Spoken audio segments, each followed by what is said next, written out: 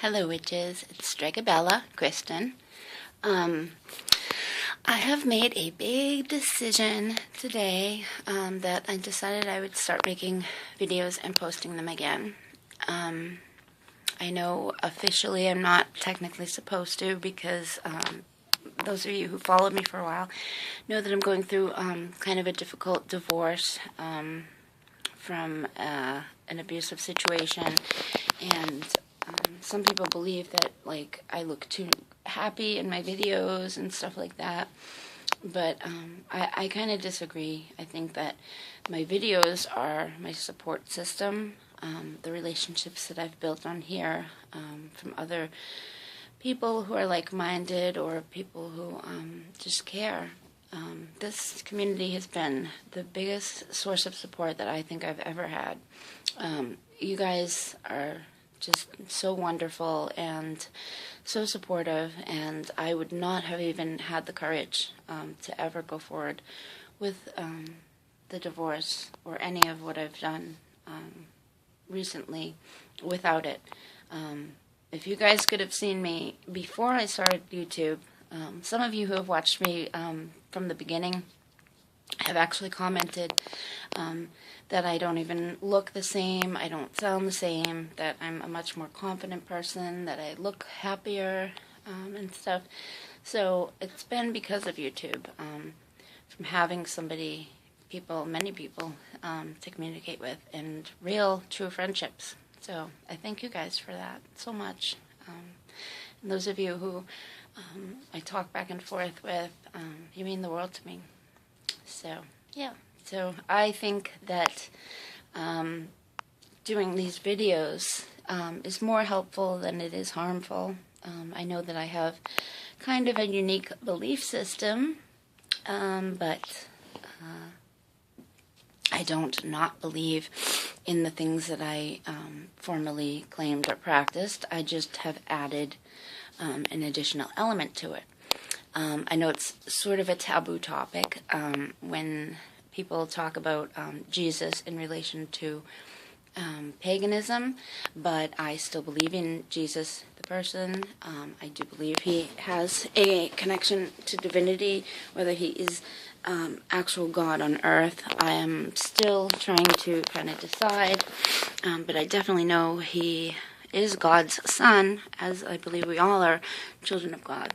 And I wanted to show you guys this book. If you guys haven't heard of Mark Townsend, I was struggling with my belief system because it's so different than most pagans that I come across, because I do also incorporate some Christianity and Christian, elements to my practice. But when I came across this guy, Mark Townsend, I'm in love with him. I totally am. He is amazing. He was a Christian guitarist, Christian rock kind of music, sort of. That's what he originally was well known for, but now he is a public speaker. He does retreats. He is not only an Anglican independent priest, he's a druid and a pagan, and he's totally out there with all of it, and it's just really interesting. He connects to the Christian world as well as the pagan world, but he connects to people that are kind of on the outskirts of both. People who have interesting kind of views. I mean, you'll always get the fundamental people who, they see it only one way or the highway. And people that have been raised in that and hurt by that, particularly, might like his books. And that's how I found him. Those of you who don't know, I was involved for many years in an evangelical Christian movement. I went to a fundamental independent church, but in really getting into it, very deeply into it, I believe that's kind of a big element of what ruined my marriage, because the church believes that you don't go to any outside sources, whether it's molestation, abuse, incest, and all of it. They keep it hidden, and they encourage you to stay with the person no matter what. Except in my case, of course, they're totally supporting my husband getting a brand new wife, because I won't put up with the abuse and that lifestyle anymore. I actually am not the one at technical fault in the marriage, according to the church rules. So they're going against their own rules and beliefs. Technically, my husband should be shunned. He shouldn't be allowed to teach or preach or sing or anything, which he's running an entire bus route on his own.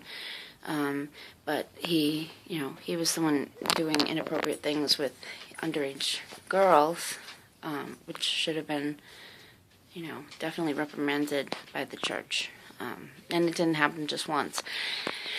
So, that being said, I am hurt and horrified, and that's kind of where it all started for me.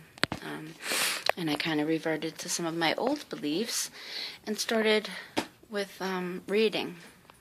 And now you see where I've gotten with all of that.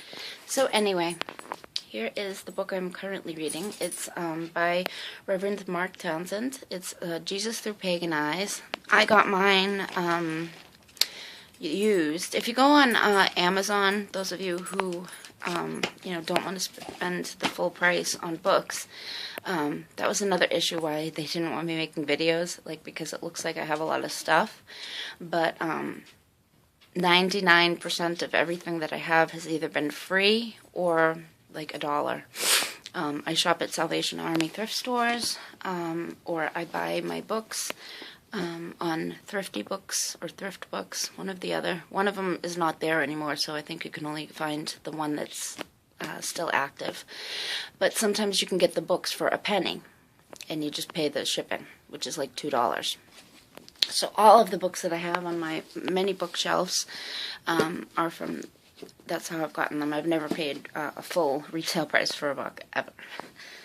So this is Jesus Through Pagan Eyes.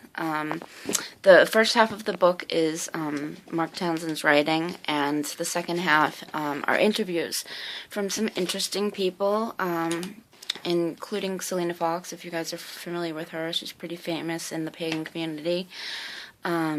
It's a very interesting perspective on Jesus. I liked this guy so much when I came across him that I bought several of his books.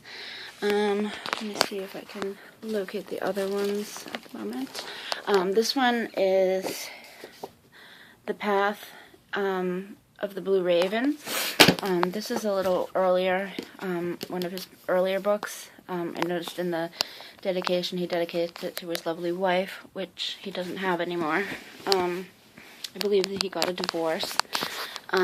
So that was one of his first books, I think. And I also got The Gospel of Falling Down. So far, my favorite is The Gospel of Falling Down. It's the beauty of failure in an age of success. And it talks about how our mistakes and our failures and the places where we are at our utmost vulnerable are often where we have our greatest spiritual growth. And I believe this 100%. This should be on my gravestone when I die, because it has been like that for me. You guys know I've had a very tragic last decade. I've buried 2 infants that were born too early to live, 2 separate times. They weren't twins. And during the time when that happened, I also was helping my aunt through cancer treatments, and she died. She died right after the second baby, I believe. My German Shepherd died, and then within less than a year after that, my grandmother. So yeah, it's been a tough last decade for me. Also, I had many health issues. So this book is just amazing. It talks a lot about the failures of the strict fundamental views, and he's got a real nice writing style and everything. But I loved this book, and I read this already, and I'm going to read it again.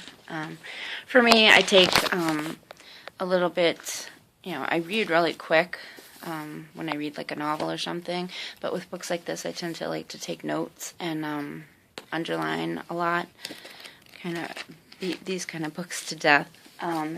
But the Jesus Through Pagan Eyes, the first half I think is a very academic first half. I think he actually probably could have made several books out of it if he wanted to make it a little bit more readable for the less academic. But I loved it. I mean, this is like totally my style. I haven't read the second half, all the interviews yet, but I'm looking forward to it. And I still haven't read The Path of the Blue Raven yet. I ordered all the books all at once, so they came all at the same time. So I haven't gotten through the other two completely. But just a suggestion to those of you who struggle with missing Jesus, maybe. It really talks about ways that Jesus can be put into a pagan worldview. You don't have to necessarily leave him out. There's many ways to look at him. You don't necessarily have to see him as God. Some people view him as like a shaman. It's really just cool the way they look at him. And if you imagine if Jesus was here now doing the things that he did then, he would totally be like a terrorist or something,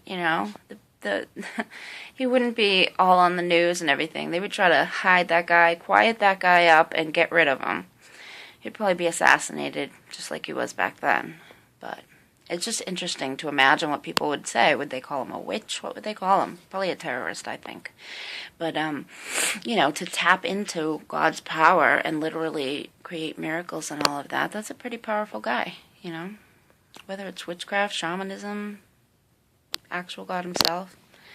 But, to just kind of have to disregard him altogether kind of sucks, Anyway, I hope you guys are doing awesome, and I'm going to start making videos again, so look forward to that, and love you guys all out there in YouTube land. Blessed be. Bye.